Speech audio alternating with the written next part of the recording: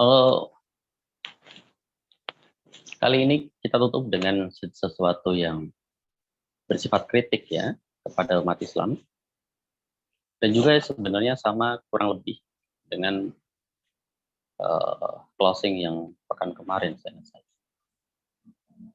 bahwa membicarakan kembali ke pertanyaan tadi, membicarakan Mesir atau negara-negara lain yang kiprahnya tidak begitu terlihat saat ini, ya, bahkan mungkin termasuk Indonesia. Kita mau setuju ataupun tidak, tapi realitanya umat Islam saat ini di Indonesia lah, ngomongnya khususnya, ini sedang dalam kondisi terpuruk. Ngomongin beberapa sahabat yang pernah kita bahas, kita mungkin sudah belasan atau mungkin sudah puluhan sahabat yang kita bahas, gitu ya. Ada satu kritik yang perlu disampaikan kepada umat Islam, khususnya dari kalangan anak-anak muda,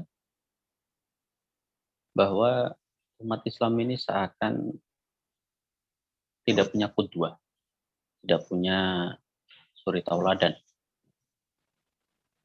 Kiblatnya umat Islam, anak-anak muda khususnya, ini sudah jauh dari qudwah-qudwah yang ada. Seakan-akan kita ini nggak punya stok orang yang bisa dijadikan contoh. Sehingga contohnya ini orang lain. Contohnya ini orang yang tidak begitu paham dengan Islam. Bahkan contohnya ini adalah orang-orang yang secara tidak langsung menyudutkan Islam dan lain sebagainya. Ini sebuah hal yang salah tentunya ya. Karena kalau kita ngomongin qudwah, banyak qudwah kita. Contoh kita ini banyak. Banyak sekali tokoh-tokoh dalam Islam yang bisa kita jadikan contoh. Mulai dari zaman Nabi sampai detik ini. Banyak sebenarnya. Cuman, seperti yang pekan kemarin saya bilang bahwa saat ini banyak orang yang tidak bertanggung jawab, gitu kita bilangnya, dengan gampang menginfluence, membawa atau menggiring opini anak-anak muda kepada hal yang menurut dia itu benar. Menurut dia itu benar.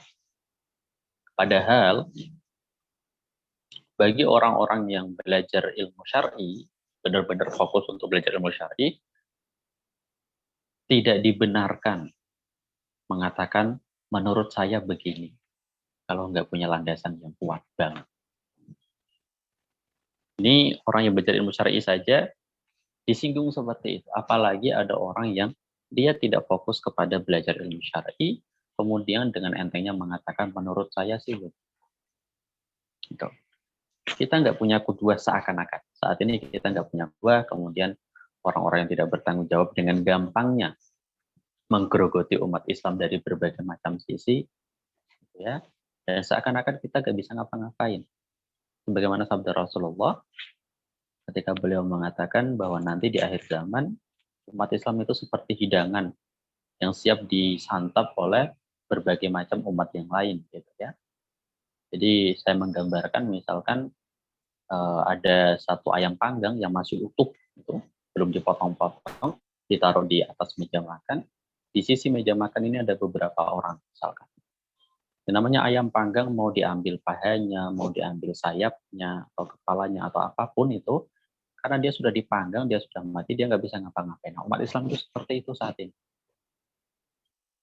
Umat Islam seperti itu saat ini. Betul ya? Bukan karena kita sedikit, sama persis dengan hadisnya Rasulullah.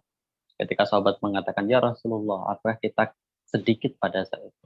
Rasulullah mengatakan, bal antum kathirun. Kalian itu banyak nanti pada hari itu. Lakin nakum guta kaguta isail. Akan tetapi kalian seperti buih yang ada di lautan. Nah, kita persis seperti buih yang ada di lautan saat ini. Kita nggak punya kiblat, kita nggak punya qudwah, kita seakan-akan nggak punya, ya, seakan-akan nggak punya panutan dan lain sebagainya. Perkembangan zaman, perkembangan teknologi justru menjadikan kita jauh dari orang-orang hebat ini. Padahal sekarang kita bisa gampang mencari sejarah hanya dengan duduk atau bahkan rebahan di kamar, kita ketik di HP, kita bisa menemukan sejarah. Tapi sayangnya sejarah yang dicari adalah bukan sejarah Islam. Gitu. Nah, bagi kita yang sudah ngaji, ya, sejarah Nabi, biografi beberapa salafus sholih, ya, kita jadikan ini sebagai perbendaharaan atau sebagai stok cerita kepada anak-anak di sekitar kita, pada anak, kepada ponakan, kepada cucu dan lain sebagainya. Ceritakan, mereka butuh qudwah yang Islami gitu. Banyak sekali sahabat yang sudah kita bahas, ada yang fokus di usia muda, ada yang fokus di usia remaja, ada yang fokus di usia lanjutnya, ada yang fokus di peperangannya, ada yang fokus di keilmuannya, banyak ragamnya. Tinggal kita pilih kita pengen yang mana untuk diceritakan. Kalau kita ngomongin Rasulullah, makin banyak lagi kisahnya, makin luas lagi sirahnya. Para salafus saleh yang lain juga sama gitu.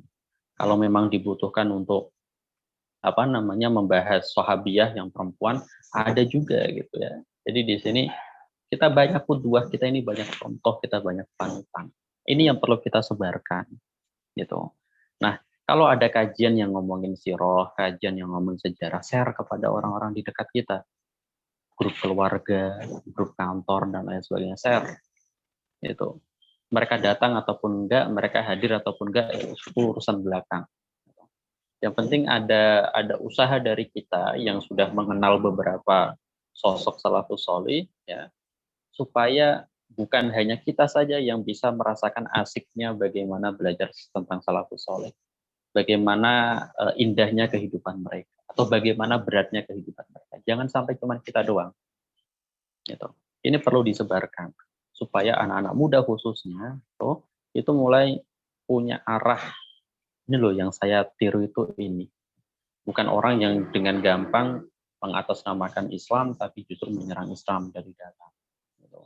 Ya, karena itu tadi, sekarang posisinya kita seperti digerogoti tapi kita nggak bisa ngapa. Gitu. Jadi setiap kali ada kesempatan untuk ngaji, ya minimal yang kajian sirah dulu deh. Nggak usah, kalau memang kajian berat itu masih belum bisa, ngomongin aja sejarah Nabi atau salafus sholih gitu ya, para ulama itu dibahas. Biar nanti ada tujuan, ada arah yang lain gitu ya, yang bisa diperhatikan atau diperlihatkan kepada anak-anak di sekitar kita.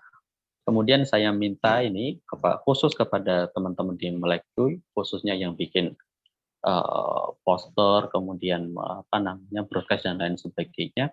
Kalau bisa, ketika kita membahas tentang sahabat atau salafus saleh siapapun itu, kalau bisa bukan hanya menyediakan flyer sama jadwalnya gitu, tapi kalau bisa sedikit dikasih kutipan dari kehidupannya. Misalkan tadi kita ngebahas tentang Amr bin As. Kalau bisa ada flyernya, kemudian dikasih sedikit kutipan tentang kehidupan Amr bin As. Gitu. Supaya orang ketika membaca, oh ternyata ada hal yang menarik. Nah, bisa dicari di Google. Gitu ya. Misalkan hari ini ngebahas Amr bin As. Cari dulu di Google tidak masalah. Sepenggal aja, sedikit saja gitu.